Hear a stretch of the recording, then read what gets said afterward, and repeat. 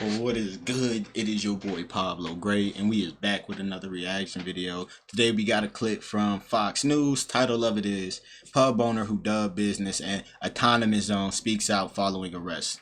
I don't know what the fuck that means. Yeah, I just ain't got it right now. I'm probably too fried to really try to think about what the fucking autonomous zone is. I think that means a zone where people can just go free of mass or shit like that, if I had to guess. I don't know. It's just me taking a wild guess. But yeah, before we get into the video, like what I'm doing here, man. Like, comment, subscribe, and share. Let's get into it. So on Monday, we talked to one of the co-owners of a bar called Max Public House. It's in Staten Island, New York. He told us that his restaurant was now an autonomous zone and that he would defy the governor's coronavirus lockdowns. Those lockdowns didn't make any sense to him. Close.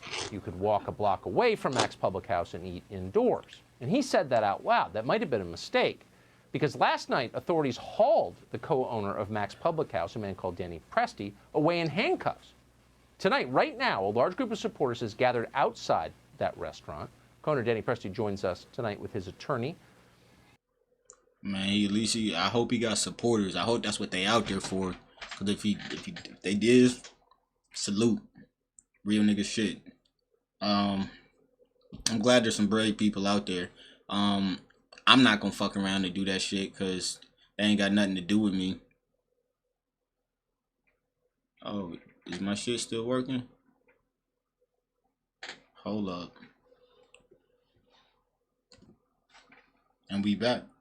I don't know what the fuck just happened, but yeah, happy the man got supporters. And yeah, I was kind of right with the autonomous zone, and I'm glad there's brave people. Yeah, that's what I was saying. I'm glad there's brave people, but I wouldn't be fucking around being out there doing none of that funny shit, cause that ain't got shit to do with me. I would be minding my business at home until all of this shit blew over. I would hope I would be self-sustaining enough to do so, but at the moment right now, I'm saying self-sustaining enough to not have to be involved in none of this bullshit. So, yeah. Lou Giorlamino. Danny and Lou, thanks so much for coming on. First, tell us, Danny, you were arrested because your business partner said publicly, and this is my understanding, that he was defying the orders. What happened? We had a little meeting inside yesterday. I did have some guests in there. Sheriffs came in, seemed like a whole lot of them. We were really good with them, really cordial. I'm gonna be real with you. The reason a bunch of sheriffs went in there to go get one man or two people is because they had to make an example out of them. They wanted people to really be scared. This is what they be trying to do to y'all, bro. They trying to strike the fucking fear in you. Fear tactics. There is nothing that incites fear makes you feel good at the end of the day. Anything that strikes fear in you is really hard to have love come from the same source. You get what I'm saying? It's really hard to find love from the same source that strikes fear in you. It's not like it's your parents. That's unconditional love. This is a fucking government organization. It does not work the same way. And after a while, just wanted to take me out. Seemed a whole big ordeal. So Lou, Danny was arrested in a city where people push human beings in front of subway trains and get away with it. Why do you think your client was singled out for all the criminals in New York right now for jail? Tucker, thanks for having us. I have to tell you, my mother-in-law is battling cancer, and she's your absolute biggest fan. But as far as my client goes, they came in, 15 sheriffs came in yesterday. We were peaceful, quiet, respectful, and cordial the whole entire time. I told my clients to be that way. Everybody acted that way.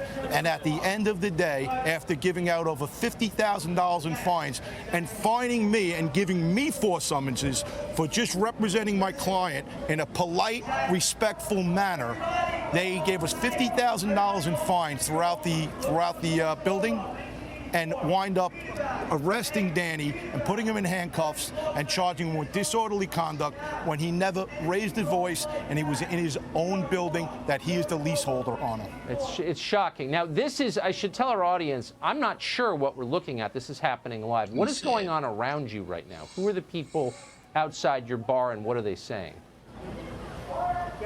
Tucker, we have over 1,500 Staten Islanders protesting tonight. There's probably 1,000 left, and we are peacefully protesting. No rioting, no looting. We have about 25 sheriff's deputies out in front of the place that were kind of aggressive at times.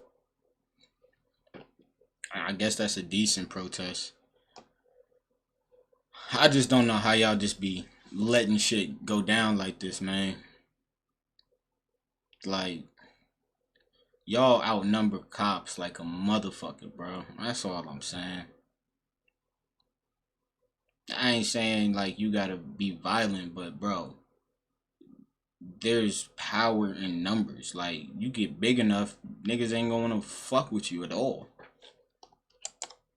But we have 1,500 Staten Islanders in a peaceful protest, protesting and supporting business owners, local business owners, and Danny and Keith, and the actions they took to stand up for themselves and Staten Islanders and business owners everywhere. So I don't think we've seen a protest like this so far. I expect.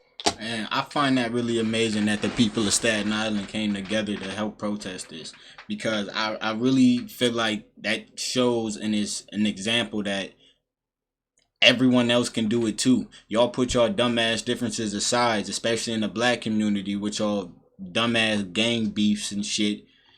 Put that shit aside for a moment. Y'all really want to stop getting beat on. Sure, afterwards go back to your gang shit, but like, I mean, it would be nice if y'all stopped the dumb shit, but for the moment, bro, put the shit aside and team up and tell the cops, like, bro, you can't run shit like this. You ain't got to get rid of the cops, but at least this way, don't nobody got to die on either side, whether gangs, police, don't nobody got to die, but with the numbers being there, you could be like, yo, like, this is how we want our area ran. Straight like that. It happens like that. It has happened like that over time. Many examples, but back to the video. I expect we're going to see more in coming days. But you're saying these are people protesting the governor and the mayor's corona lockdowns. Governor, Tucker, you've been on it from the beginning. They are protesting the fact that the governor, in all his wisdom, split Staten Island in half and considered the South Shore of Staten Island an orange zone and the North Shore of Staten Island a yellow zone. Just a block and a half away from Mac's Tavern, literally a block and a half, you can go sit down, have a burger and a beer, but at Mac's Tavern, you can't do it. And coincidentally, Tucker, the South Shore of Staten Island did not vote for Governor Cuomo or Mayor de Blasio. The side of the borough that's shut down under corona law now, is there a scientific basis for this that you know of? I don't know, Tucker. I mean, use some common sense. We'll all use some common sense. And we're going to assume, I'm not a scientist, I'm an attorney, that the COVID virus doesn't stop at the railroad tracks where you can go eat a block away. I'm assuming the COVID virus doesn't stop there. But in Governor Cuomo's wisdom, I have no idea what science they've used. You're talking facts. What are the police doing right now? You said there are sheriff's deputies on the scene. Yep, the sheriff's on the scene. They've created a blockade in front. They won't let anybody in. They said they're not going to leave anytime soon. We do want to make clear, though, that they are not the NYPD. These are the New York City sheriffs. So NYPD has worked with us. Really good guys. We support them fully. This is the New York City Sheriff Department, and they have created a blockade and will not let anybody in the place except for myself, Keith, and... Y'all see how we did that? Y'all might think that shit was nothing. But that goes to show how easy it is to distinguish a crowd. So there's no fucking miscommunication. So you're not just out there hating every fucking policeman. He was able to identify it was these people, not these people that look just like him. These people that do shit just like him. They distinguished who the fuck it was. The Sheriff's Department, not the NYPD. We know there's not bad cops, every bad cop out there. We know there's not a bunch of them. We know. It just would be nice to distinguish who's good and who's bad. Like he did.